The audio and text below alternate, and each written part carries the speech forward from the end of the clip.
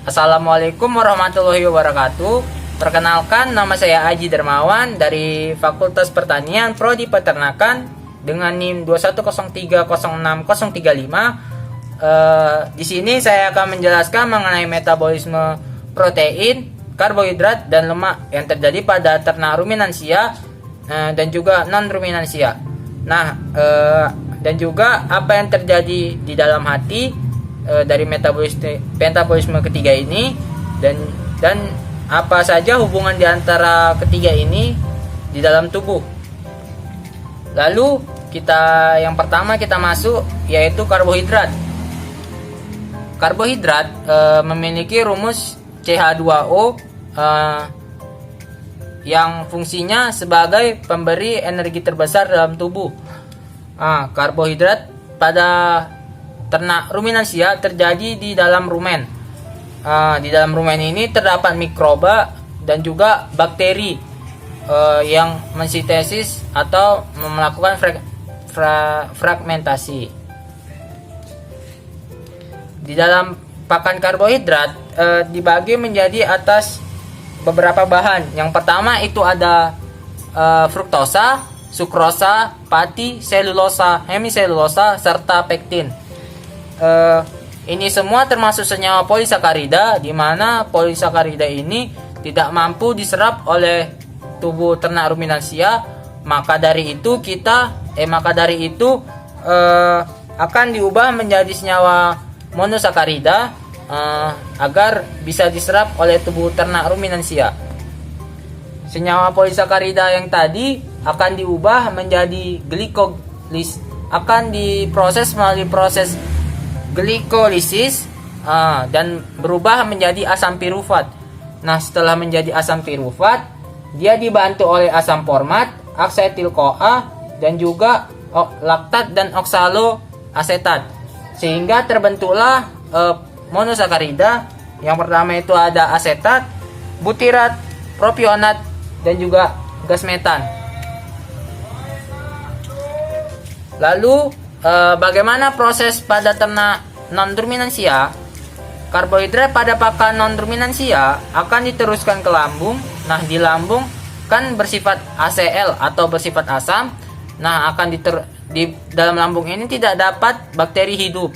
Lalu akan diteruskan lagi ke usus halus. Di usus halus akan terjadi penyerapan dan juga dibantu oleh liver dan empedu.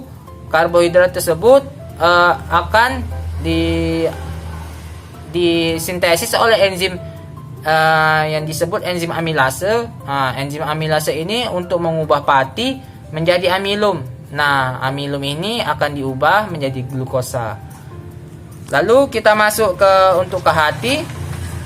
Setelah senyawa-senyawa tadi berubah menjadi monosakarida atau glukosa, maka selanjutnya senyawa tersebut akan dibawa melalui pembuluh darah.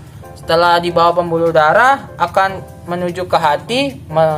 Setelah di hati akan terjadi proses, namanya itu proses glikogenesis atau pengubahan glukosa menjadi glikogen. Glikogen ini fungsinya sebagai pemberi energi dalam tubuh. Biasanya kita sering sebut yaitu gula darah. Lalu yang kedua itu ada protein. Protein kalau pada ternak ruminansia itu fungsinya sebagai pemberi perkembangbiakan kepada mikroba. Dalam protein pakan dalam ternak ruminansia dibagi menjadi dua. Yang pertama itu ada protein murni dan juga NPN atau non protein nitrogen atau kita sering sebut urea. Untuk protein murni itu akan menjadi peptida. Peptida ini yang akan disintesis oleh bakteri yang ada di rumen. Lalu bakteri ini akan didegradasi. Jika ada yang lolos degradasi, bakteri rumen tersebut akan dihidrolisis, dan setelah dihidrolisis bakteri tersebut akan menjadi asam amino. Asam amino ini akan dibawa ke hati, lalu melalui proses gluconeogenesis. Nah, proses gluconeogenesis ini di mana pengubahan asam amino menjadi glukosa. Nah, jika sudah menjadi glukosa maka akan dibawa ke hati melalui proses glikogenesis, pengubahan glukosa menjadi glikogen.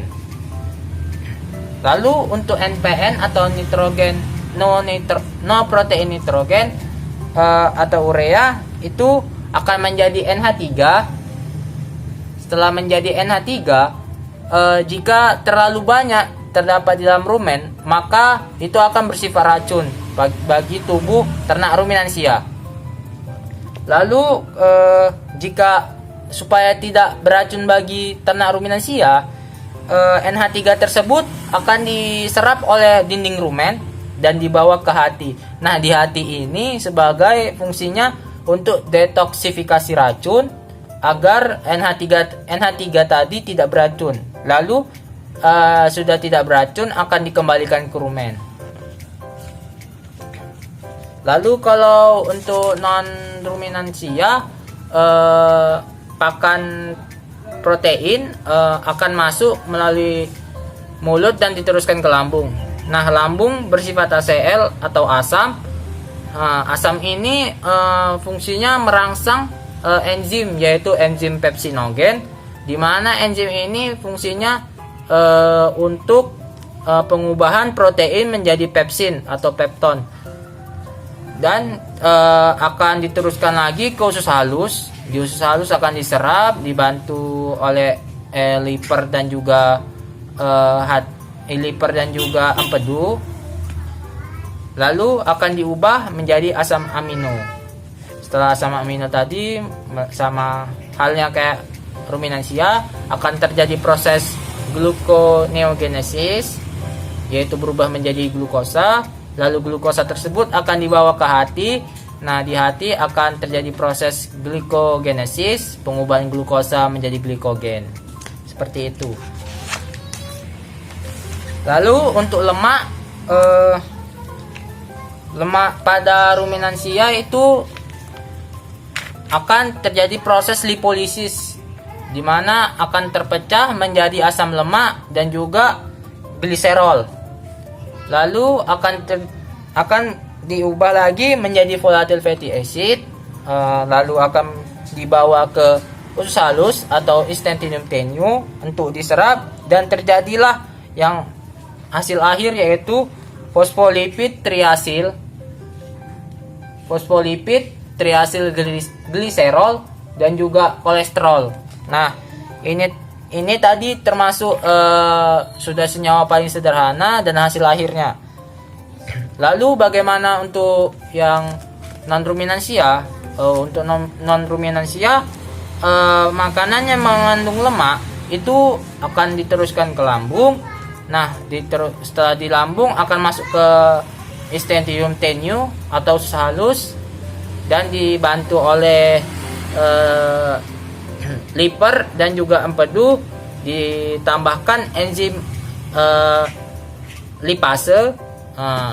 Enzim lipase ini untuk mengubah lemak menjadi asam lemak dan gliserol. Nah, asam lemaknya akan berubah lagi menjadi fosfolipid seperti tadi, fosfolipid dan juga triacylglycerol dan juga kolesterol. Jika sudah dapat hasil akhir, maka ini akan dibawa ke hati, dan dibawa ke hati terjadi proses gluconeogenesis lagi. Setelah proses gluconeogenesis terjadi, maka menghasilkan yang namanya glukosa. Nah, glukosa tersebut akan dibawa ke hati. Setelah dibawa ke hati akan terjadi proses yang tadi sama, glikogenesis, yaitu proses pengubahan glukosa menjadi glikogen. Nah, glikogen itu kan tadi sama halnya kayak karbohidrat dan juga protein, fungsinya sebagai pemberi energi pada tubuh. Begitu. Lalu untuk hubungan di antara ketiganya ya tadi, yaitu sama-sama memberikan glikogen atau gula darah yang fungsinya itu sebagai energi yang kita butuhkan setiap hari. Mungkin seperti itu. Jika ada salah kata, saya mohon maaf. Billahi taufiq wal hidayah. Assalamualaikum warahmatullahi wabarakatuh.